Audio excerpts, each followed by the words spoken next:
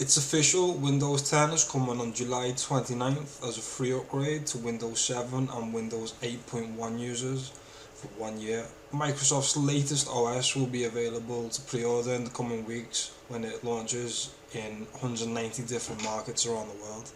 When Microsoft pulled the curtain back on Windows 10 back in September, it was clear with the operating system optimised for PCs, tablets and phones, the firm was onto something.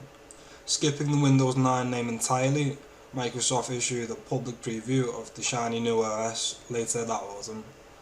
Nearly 4 million users as of May 2015 are already trying Windows 10 with the Windows Insider program. Exclusively, also in the past week, Microsoft clarified that while copies of Windows 7 and 8.1 that are not genuine will also have the option to upgrade to Windows 10. Check out this video from Computer Clan.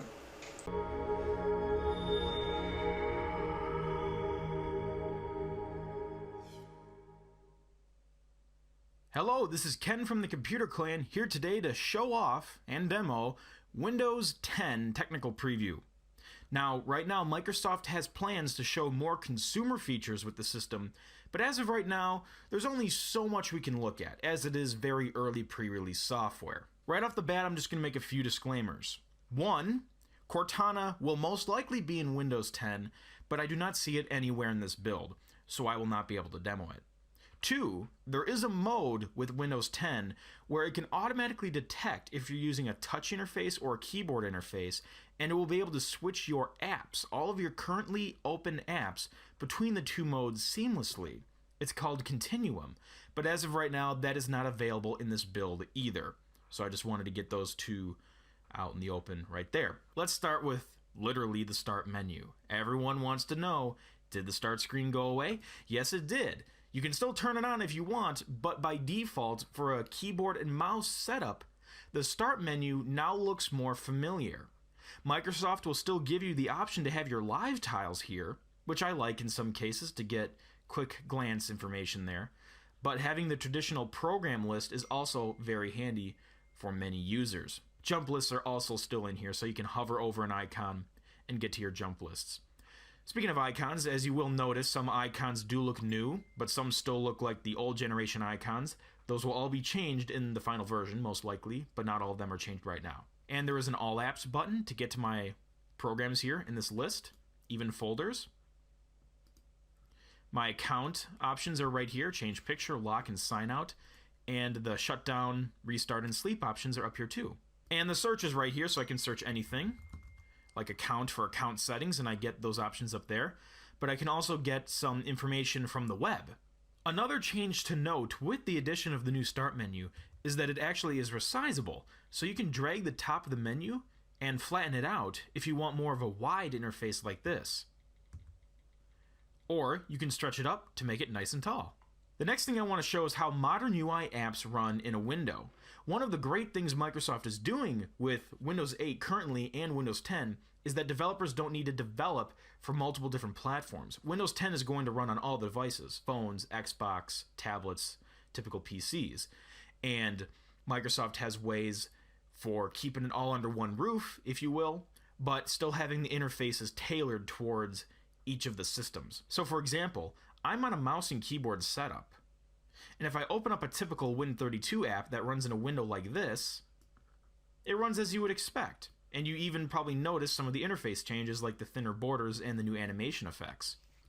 But when you ran a modern app in Windows 8, it would switch to that full screen modern UI environment. Well, no longer.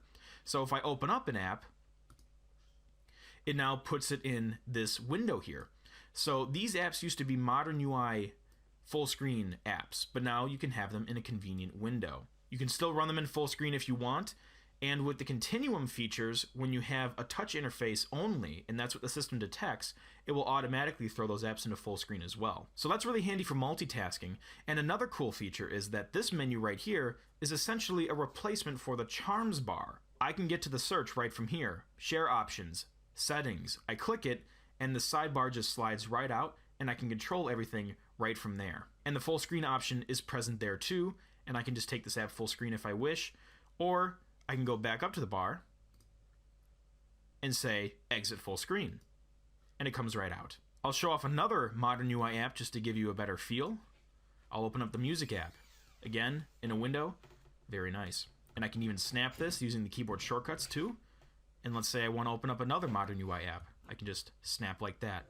So, very efficient, and it runs perfectly alongside your typical Win32 programs that you already know and love. Since we're talking about multitasking, let's get back to that task view button that I was talking about earlier. So when you click the task view button, you get a bird's eye view of all of your open windows. So I can switch to my home folder here. But let's say now I need to switch to something else and it's in the background. I can click the task view button and switch to a different window. And I can even close the windows by clicking the X button right here. In addition to that bird's eye view of all of your open windows, Microsoft also threw in virtual desktops. So if I click that button again, I can add a desktop right here and switch to it. Now, there's less clutter. As you can see, the taskbar adapts. There's little lines underneath the icons. That indicates that they're open, they're just not open on this desktop. If I switch back to another desktop, you will see that the icons change a little bit to indicate that those apps are open on this desktop. But that's nice for multitasking. I can have all of these apps running here and then have separate apps running just on this desktop. So if I wanted to open up WordPad, I could then do that and work on a document just on this single screen. Okay, so now I can switch back to Internet Explorer, for example, and have all of my other apps here too, and I can interact with them and then switch back to this.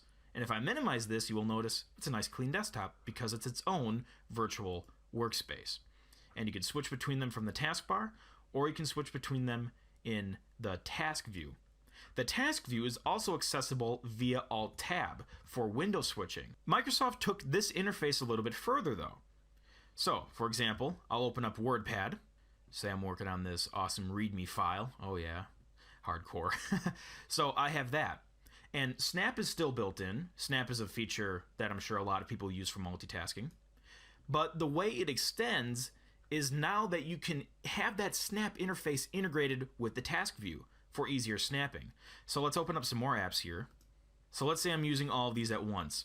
And before, I could snap them all individually. But now what Windows 10 will do is it works with that task view. So if I drag a window and snap it to the side, watch what happens. It snaps, but now it assumes that I'm going to want to snap something to the other side too, to compare and drag and drop between two documents. So it automatically splits that part of the screen and throws it into this task view.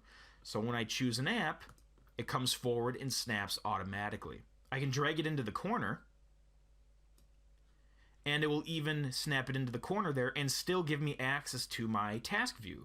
I can click another app. All right, I'll try this one, and it will come forward. So now I can split my screen in more directions and have that easy task view accessible. And it may look a little cluttered here because I'm broadcasting this recording through a smaller screen, but imagine on a 4K display or something, this could be very handy. Some other little touches apply to the command prompt. This will be nice for the power users that prefer to use that. So I'm going to open up a command prompt session and show you a couple changes. For starters, the window is a little more flexible. I don't recall previous versions being flexible like this. You couldn't stretch the window across the whole screen. So that's a nice little touch. But keyboard shortcuts also apply in the command prompt more than before. So if I had a notepad file open and someone maybe had some kind of path in here or something like that they wanted me to do a dir listing for, instead of me having to type in the path, let's say it was much longer than that, and I didn't want to type it all in, I could just paste it. So I could do like CD, for example, paste in a path, and then do a dir listing. And then I can actually just shift and go up, copy, and paste. So clipboard compatibility is now present in the command prompt, along with some other convenient shortcuts. So that's a quick look at Windows 10. There's a lot more to come. Microsoft plans to show more consumer features, most likely including the Cortana digital assistant in early 2015. And we'll definitely get a demo out when we can, so check back in around that time. If you have any questions about the system, or if you just want to share your opinion, we are more than open to hearing what you have to say. So feel free to share in the comments section below. So thank you for tuning into this demo.